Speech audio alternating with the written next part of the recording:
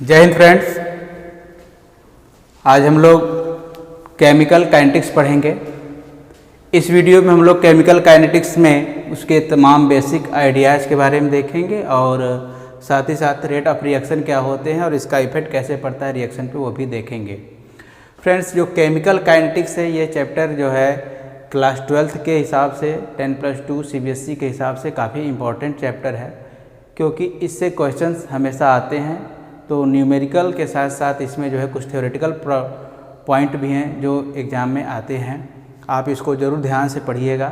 और इसके पीछे के जो वीडियोज़ हैं उसको भी मैंने अपने चैनल यूट्यूब के चैनल केम क्लास ऑनलाइन पे हमने कर दिया है, अपलोड कर दिया है। आप उसको देख सकते हैं। सर्च करने के लिए आप यूट्यूब में केम क्लास ऑनलाइन लिखिएगा तो जब थोड़ा सा और नीचे सर्च करते हुए जाएंगे तो कुछ इस तरह का इंटरफेस आएगा और उसमें जब मेरे फ़ोटो है यहाँ पे, इसमें जब आप सर्च करेंगे तो मेरी वीडियोज़ दिखेंगे। आप वहाँ से सर्च कर सकते हैं, देख सकते हैं। अदरवाइज आप चाहें तो इस वीडियो के डिस्क्रिप्शन लिंक में भी वो वीडियो जब अवेलेबल हैं तो वहाँ से भी आप देख सकते हैं। तो शुरू करते हैं फ्रेंड्स। देखिए, केमिकल काइनेटिक्स जो है एक ऐसा चैप्टर है या एक ऐसा प्रोसेस है जिसमें हम लोग देखेंगे कि कोई केमिकल रिएक्शन की स्पीड क्या है या वो कैसे होती है। जैसे देखिए कि पहले तो हम शुरू करते हैं कि ये काइनेटिक्स वर्ड का मतलब क्या होता है। तो काइनेटिक वर्ड जो है ये ग्रीक वर्ड है, ये ग्रीक वर्ड है और ग्रीक वर्ड में काइनेटिक्स का मतलब होता है काइनेसिस और काइनेसिस का मतलब होता है मूवमेंट। तो कहने का मतलब है कि कोई रिएक्शन कैसे मूवमेंट कर रही है, कैसे प्रोसीड कर रही है, इसी को जानने के लिए केमिकल काइनेटिक्स पढ़ाया जाता है। देखिए, जो केमिस्ट होते हैं उनके दिमाग में कई बातें चलती हैं। जैसे पहले है feasibility of reaction, feasibility of any chemical reaction, कि कौन से केमिकल रिएक्शन फिजिबल होंगे और कौन से रिएक्शन फिजिबल नहीं होंगे। सो इसके लिए आपने थर्मोडायनामिक एस्पेक्ट या क्लास 11th में पढ़ा था थर्मोडायनामिक्स में कि डेल्टा जी गिव्स एनर्जी अगर लेसर देन 0 मीन्स नेगेटिव हो तो रिएक्शन फिजिबल होती है। तो एक तो यहाँ पे हो गया कि काइनेटिक्स में कि कोई रिएक्शन फिजिबल कब होगी, उसके लिए भी हम लोग केमिकल काइनेटिक्स के व्यू से देख सकते हैं। दूसरा पॉइंट ऑफ व्यू है ये कि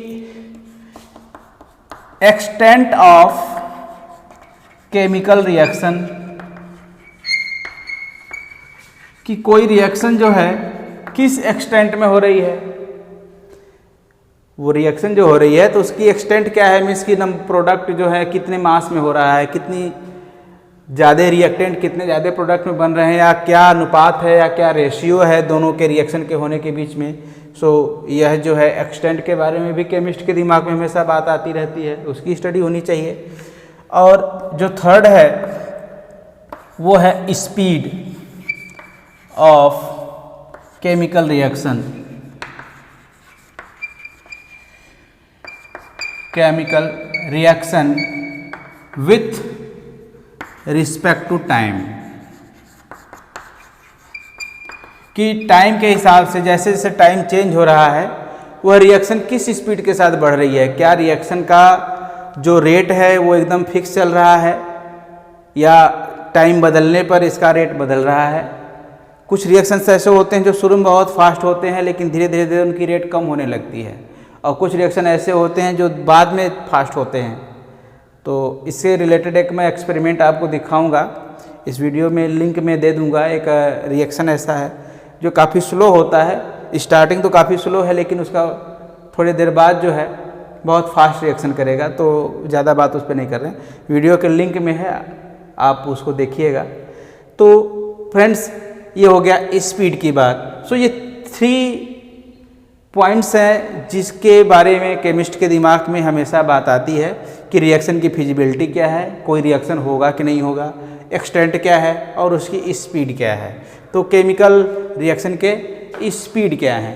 सो फ्रेंड्स, जैसे कि कोई केमिकल रिएक्शन है तो टाइम के साथ साथ वो रिएक्शन आगे बढ़ रहा है, तो जैसे जैसे समय बदलेगा होते होते होते reaction time to get equilibrium, वो एक्विलिब्रियम पा सकता है, पर आ सकता है। सो एक्विलिब्रियम को भी पाने के लिए कितना टाइम उसको लगाना पड़ेगा किसी रिएक्शन को, सो इसकी भी स्टडी इसमें की जाएगी। तो आगे बढ़ते हैं। देखिए इसमें अगर हम ये मान लें कि जैसे देखिए ये R क्या है, एक रिएक्टेंट है और जो किस में बदल रहा है, P मैंने प्रोडक्ट में बदल रहा है और कोई टाइम T लग रहा है, ठीक है, with respect to the time बदल रहा है, R P में बदल रहा है। तो हम कैसे कहेंगे कि रिएक्शन हो रहा है, ठीक है, तो कैसे अंदाजा करें कि रिएक्शन हो रहा है, या हम कैसे बताएं कि रिएक्शन हो रहा है, मीन्स कि रेट ऑफ रिएक्शन क्या होगी। सो रेट ऑफ रिएक्शन कैसे होगा भाई, रिएक्शन तब हो रहा है अगर R का concentration with respect to the time घट रहा हो। मीन्स जो रिएक्टेंट है प्रोडक्ट में कन्वर्ट हो रहा है, तो जैसे से टाइम बदलते जाएगा R का जो कंसंट्रेशन है वो कम होता जाएगा। मीन्स हम कह सकते हैं कि कोई भी रिएक्शन प्रोसीड कर रही है या रिएक्शन का रेट आगे बढ़ रहा है जब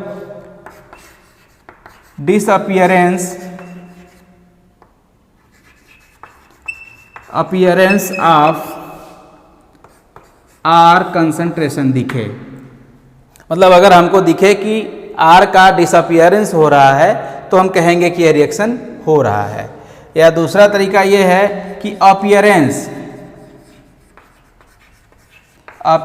ऑफ P माने कि product with respect to the time, समय के साथ साथ P बढ़ रहा है तो भी हम कहेंगे कि रिएक्शन हो रहा है। इसका मतलब यह है फ्रेंड्स कि जैसे जैसे टाइम चेंज होता है R का कंसंट्रेशन मीन्स रिएक्टेंट का कंसंट्रेशन घटते जाता है, प्रोडक्ट का कंसंट्रेशन बढ़ते जाता है। हो सकता है कि रिवर्सिबल रिएक्शन हो, 11th में आपने पढ़ा था ना रिवर्सिबल रिएक्शन। सो हो सकता है रिवर्सिबल रिएक्शन हो तो थोड़ी देर बाद क्या होगा, इक्विलिब्रियम गेट हो जाएगा, ऑक्यूपाई कर लेगा, अदरवाइज पूरा का पूरा R बदल जाएगा P में। तो ये तो बात अलग हो गई कि इसमें हम कौन सा रिएक्शन है वो इक्विलिब्रियम पे है कि नॉन इक्विलिब्रियम पे है। लेकिन यहाँ पे इतना क्लियर हो गया कि R का कंसंट्रेशन जैसे जैसे घटता जाएगा P का कंसंट्रेशन उसी रिस्पेक्ट में बढ़ता जाएगा, तो हम कहेंगे कि रिएक्शन प्रोसीड कर रही है या रिएक्शन बढ़ रहा है। इसका मतलब कि हम रिएक्शन के रेट को जानने के लिए हमको जानना चाहिए कि R कितना घट रहा है या फिर P कितना बढ़ रहा है। तो इस चैप्टर में जो है रिएक्टेंट पर ही लेकर के हम सारे काम करेंगे, जो रेट ऑफ रिएक्शन फाइंड करेंगे या आगे की जो चीज़ें हैं वो सारी की सारी डिसअपीयरेंस वाले पर चलेगा, ठीक है। तो इसको नोट करिए और फिर हम लोग आगे बढ़ते हैं, ओके, ठीक है। तो rate of disappearance of R क्या होगा, R टू दी P हो रहा है, तो rate of disappearance of R कितना होगा, क्या होगा ये भाई, equal to the minus delta R concentration upon delta T। क्यों, क्योंकि ये डिसअपीयर हो रहा है इसलिए यहाँ पे हमने नेगेटिव लगा दिया। सो यहाँ पे जो डेल्टा R है वो क्या है, delta R equal to the R2 minus R1, और ये जो डेल्टा T है वो टाइम है, तो टाइम इक्वल टू क्या हो जाएगा, T2 माइनस T1। इसका मतलब फ्रेंड्स ये है कि with respect to the time जैसे जैसे टाइम बदल रहा है R का कंसंट्रेशन क्या हो रहा है, डिक्रीज हो रहा है। Answer R means reactant. और दूसरा rate of appearance of P माने कि प्रोडक्ट, तो ये कितना होगा, equal to the plus delta P concentration divided by delta T। यहाँ पर प्लस साइन है क्योंकि P का कंसंट्रेशन बढ़ रहा है। सो यहाँ पर भी ये जो डेल्टा P है ये equal to the P2 minus P1 है, और जो डेल्टा T है वो T2 माइनस T1 है। इस तरह से हम लोग देख लिए कि रेट ऑफ रिएक्शन जो है डिसअपीयरेंस ऑफ R और अपीयरेंस ऑफ पी पर डिपेंड कर रहा है। तो हम लोग अगर कहें कि rate of reaction equal to क्या हो जाएगा, तो हम लिख सकते हैं यहाँ पे कि increase in concentration of P, है ना, कि रेट ऑफ रिएक्शन क्या होगा, तो rate of reaction equal to the increase in concentration of P with respect to the time, या rate of reaction will be depend upon the disappearance of R, that will write disappearance means decrease in the concentration of reactant with respect to the time. So ये friends, ये आप इसको note कर लीजिए और फिर हम लोग एक ग्राफ प्लॉट करते हैं और ग्राफ से इसकी स्टडी करते हैं कि ग्राफ में जो है R और P का क्या रिलेशन चल रहा है। ओके, नोट करिए। तो हम लोग ग्राफ बना सकते हैं, दो ग्राफ बना सकते हैं कि एक तो टाइम वर्सेस आर कंसंट्रेशन का पहला ग्राफ होगा और दूसरा ग्राफ होगा टाइम वर्सेस पी कंसंट्रेशन का, मैंने प्रोडक्ट कंसंट्रेशन का। देखिए, तो अगर हम लोग टाइम और रिएक्टेंट कंसंट्रेशन का ग्राफ बनाते हैं, so this is the axis, this one is the time and this is the reactant concentration, it will be represented by the capital R concentration. So friends, during the starting time when reaction is not start means at the time 0, the reactant will be its maximum concentration. Let us suppose that the reactant concentration is here, so this will be R initial concentration. Okay, but as soon as the time being passes, after some time reaction will proceed because R is changing to the P, so reaction will proceed, and when reaction is proceeding, the concentration of R being to the decreases. Here only we are discussing about the concentration of R, so the R concentration will decrease with respect to the time. So let us suppose this is the maximum concentration of the reactant, and after some time its concentration being to the decreases like this.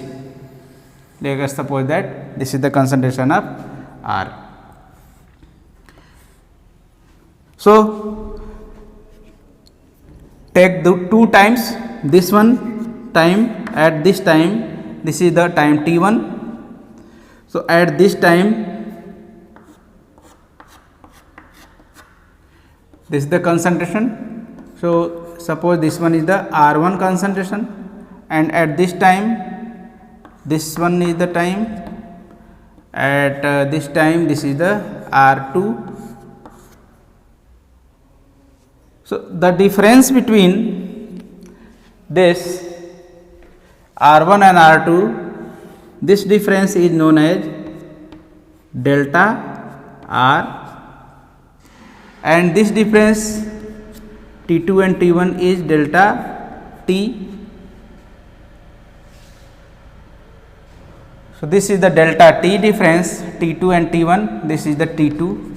So T2 and T1 delta T, and R2 and R1 is the delta R. So this is the delta R concentration difference.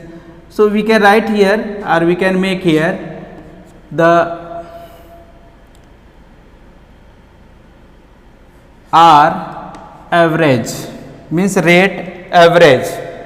So we can write the rate average as this, minus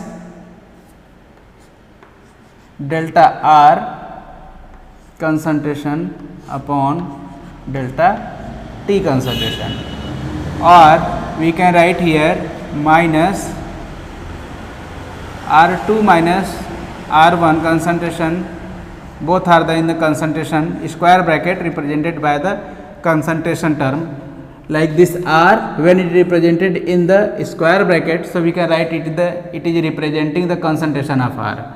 So you write here like this, R2 minus R1 divided by T2 minus T1, this will be R average. So देखिए average rate ले रहा है ये, average rate क्या है कि जब कोई रिएक्शन बहुत सारे स्टेप्स पे हो रहे हों, जैसे T1 और T2 के बीच में बहुत बड़ी टाइमिंग का गैप होगा, तो बहुत बड़ा टाइम होगा, तो इस बड़े से स्केल के लिए हम लोग ऐसा यूज कर लेते हैं, तो एवरेज निकाल लेते हैं। अब अगर हम सपोज करें कि यह काफ़ी छोटे से टाइम के लिए हो रहा है, मतलब कि इंस्टेंटेनियस रेट इसको हम लोग बोलते हैं, ये इसका ये मीनिंग ये होता है कि ये काफ़ी शॉर्ट टर्म इंटरवल के लिए है, मतलब टाइम बहुत ही छोटी हो, उस टाइम के लिए हम लोग कहते हैं आर इंस्टेंटेनियस। मीन्स इसको हम लोग कहते हैं RINST, इसको पढ़ते हैं रेट इंस्टेंटेनियस।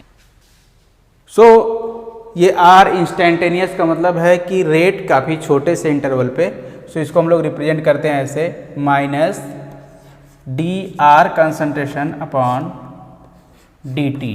ये D क्या है, ये D जो है डिफरेंशियल इक्वेशन के लिए यूज होता है, तो इसका मतलब यही होता है कि काफ़ी छोटे से इंटरवल के लिए। सो आप इसको रिप्रेजेंट कर सकते हैं कि R instantaneous equal to minus DR/dt।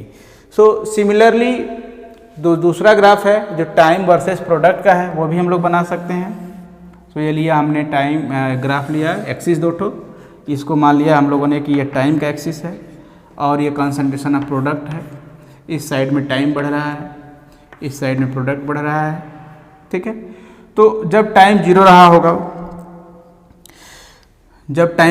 होगा, तो उस समय प्रोडक्ट, क्योंकि हम लोग यहाँ पे प्रोडक्ट ले रहे हैं, प्रोडक्ट कंसंट्रेशन, तो जब टाइम जीरो रहा होगा तो प्रोडक्ट कितना रहा होगा, वो भी तो जीरो रहा होगा, तो ये हमारा प्रोडक्ट है यहाँ पे। लेकिन जैसे जैसे टाइम बढ़ रहा है, प्रोडक्ट का कंसंट्रेशन बढ़ रहा है, तो ये लीजिए प्रोडक्ट का कंसंट्रेशन ऐसे ऐसे बढ़ गया, मान लेते हैं, ठीक है, ये प्रोडक्ट का कंसंट्रेशन बढ़ गया। तो अब अगर हम लोग दो टाइम ले लेते हैं, जैसे कि एक टाइम ये ले लिए, मान लो यहाँ पे इस जगह पे, तो जहाँ पे ओरिजिन पॉइंट है यहाँ तो जीरो है, एक्सिस ऐसे होती है, तो यहाँ पे मान लेते हैं कि ये T2 है। तो T2 टाइम पर देखिए ये कंसंट्रेशन है, इसको हम लोग क्या रिप्रेजेंट करेंगे, P1, और एक टाइम ये ले लेते हैं, सर ये T1 है नॉट T2, तो T1 है और ये क्या है, T2 है। तो इस टाइम पे जो प्रोडक्ट कंसंट्रेशन है वो क्या है, P2 है। सो यहाँ से भी हम लोग क्या लिख सकते हैं कि R average equal to the क्या आएगा भाई, R average equal to the क्या आएगा, प्लस, क्योंकि स्लोप पॉजिटिव है, प्लस डेल्टा P कंसंट्रेशन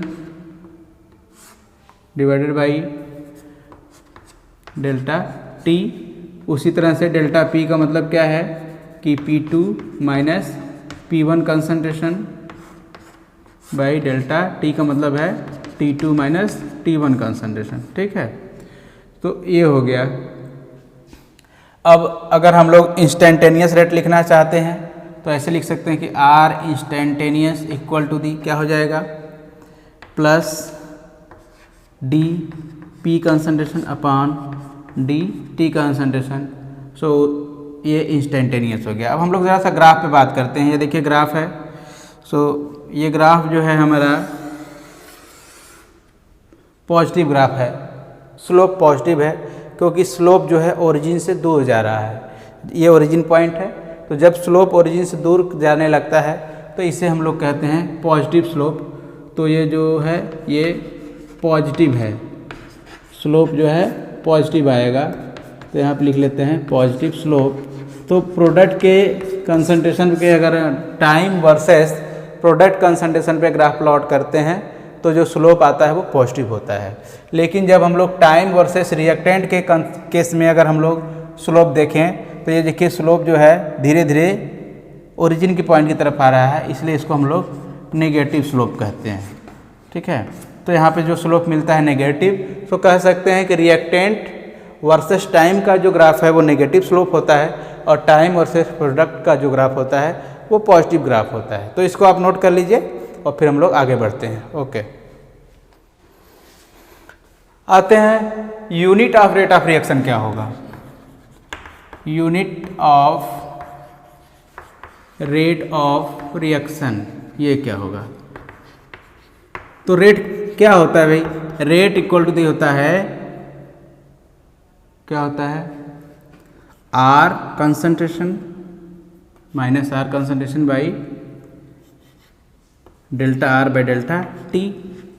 अगर ये रिएक्टेंट के हिसाब से देखें तो, या प्रोडक्ट के हिसाब से देखें तो plus delta P concentration by delta T होता है। तो ये रिएक्टेंट है, ये प्रोडक्ट है, ये टाइम है। तो अगर हम यूनिट निकालना चाहते हैं तो रिएक्टेंट की यूनिट क्या लिखेंगे? रिएक्टेंट की यूनिट होगी कंसंट्रेशन है ना, कंसंट्रेशन की यूनिट क्या होती है?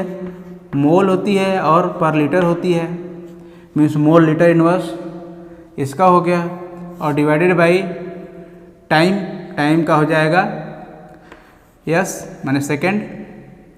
सो आप इसको लिख लो mole litre inverse second inverse, यही यूनिट है। चाहे आप रिएक्टेंट के बेस पे देखो या प्रोडक्ट के बेस पे देखो, यूनिट यही आएगी mole litre inverse second inverse. So यह unit of rate of reaction है, नोट कर लीजिए। तो देखिए stoichiometric coefficient of reactant and product, rate के बिहाफ पे अगर हम लोग देखें कि स्टोइकियोमेट्रिक कोफिशिएंट क्या आएगा किसी रिएक्शन का। देखिए जैसे हमने एक रिएक्शन ले लिया Hg liquid plus Cl2 gas, और ये बना रहा है HgCl2 बना रहा है, ठीक है। तो अब यहाँ पे जो रेट होगा, रेट ऑफ रिएक्शन, वो क्या होगा? किसके बराबर होगा भाई? कितना ये घट रहा है, what is the disappearance of Hg, इसके बराबर होगा। आइदर कितना ये घट रहा है इसके बराबर होगा, और कितना ये बन रहा है इसके बराबर होगा। तो किसी भी रिएक्शन का रेट को हम फाइंड करने के लिए अगर हमको प्रोडक्ट का अपीयरेंस मालूम हो जाए तो मालूम चल जाएगा, या रिएक्टेंट का डिसअपीयरेंस मालूम हो जाए तो पता चल जाएगा। It means we can write here rate equal to the delta Hg concentration by delta T. ये माइनस होगा क्योंकि रिएक्शन कितना घट रहा है, ये रिएक्टेंट कितना घट रहा है, तो minus delta Hg by delta T. यह किसके इक्वल टू दी होगा? Minus delta Cl2 concentration upon delta T के होगा, या इसके ये तो ये पॉजिटिव हो जाएगा क्योंकि प्रोडक्ट बढ़ रहे हैं, तो ये हो जाएगा HgCl2 के कंसंट्रेशन के और बाई डेल्टा टी के। तो इसी लिखने के तरीके को हम लोग कहते हैं स्टोइकियोमेट्रिक कोफिशिएंट। सो इस रिएक्शन का ये स्टोइकियोमेट्रिक कोफिशिएंट हो गया। अगर एक दूसरा रिएक्शन ले लें, जैसे ले लेते हैं 2HI, ये डिकम्पोज हो रहे हैं H2 प्लस I2 में, सब गैसियस हैं। तो इसका जो स्टोइकियोमेट्रिक कोफिशिएंट होगा वो किसके इक्वल टू दी होगा? इक्वल टू दी, देखिए यहाँ पे जो 2 है, ये 2 मोल मिल करके इनके 1 मोल बना रहे हैं, इनके 1 मोल बना रहे हैं, ठीक है। तो अगर इनके हमको मोल को बैलेंस करना है तो इसको 1/2 करना पड़ेगा। इसका मतलब हो जाएगा कि minus delta 1/2 H2 concentration upon delta T. आप इस माइनस को इधर कर दीजिए तो हो जाएगा ऐसे minus 1/2 delta H2 concentration by delta T equal to the, अब तो ये प्लस हो जाएगा, plus delta H2 concentration by delta T equal to the plus delta I2 concentration by delta T. So ये हो गया stoichiometric coefficient of this reaction. एक और लिखेंगे, पहले इसको आप नोट करिए।